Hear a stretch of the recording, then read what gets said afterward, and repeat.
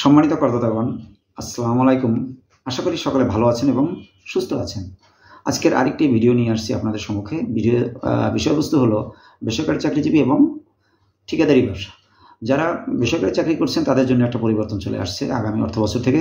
সেক্ষেত্রে যে করমুক্ত সীমা বাড়ানো হয়েছে, সেখানে বলা হয়েছে বেসরকারি চাকরিজীবীদের করযোগ্য আয় পরিগণনার ক্ষেত্রে সর্বোচ্চ বাদযোগ্য অঙ্কের পরিমাণ 4.5 লক্ষ টাকা থেকে বাড়িয়ে 5 লক্ষ টাকা করা হয়েছে। এখন এই যে বিষয়টা আমি বললাম, এটার মূল বিষয়বস্তু হলো আপনার যে মোট যে স্যালারি তার 1/3 আপনার কিন্তু করমুক্ত। সেই 1/3 কিন্তু লিমিটেশন ছিল, সেটা ছিল 4.5 লক্ষ টাকা করমুক্ত সীমা ছিল, সর্বোচ্চ 4.5 লক্ষ টাকা।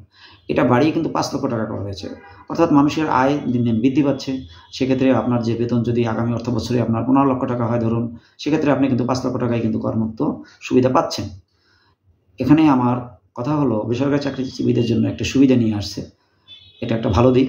সেকেন্ড, আমি আরেকটা বিষয়ে আলোচনা করব, সেটা হলো ঠিকাদারি ব্যবসা। যারা ঠিকাদারি ব্যবসা করছেন তাদের জন্য উৎসে কর কর্তনের হার ছিল 7% সর্বোচ্চ, সে পার্সেন্টেজটা নামিয়ে আনা হয়েছে 5%-এ, হ্রাস করা হয়েছে। অর্থাৎ 7% থেকে 5%-এ হ্রাস করে নিয়ে আসা হয়েছে। তাই এটা একটা ভালো দিক। ব্যবসা করতে গেলে কর দিতে হবে, এবং এই উৎসে করের পরিমাণ যখন 7% থেকে 5%-এ নামিয়ে আনা হয়েছে, তাহলে যারা ঠিকাদারি ব্যবসা করছেন তাদের জন্য একটা ভালো দিক। আশা করি বিষয়টি বুঝতে পেরেছেন। এই দুটি আলোচনার বিষয় ছিল। ধন্যবাদ সকলকে। আসসালামু আলাইকুম।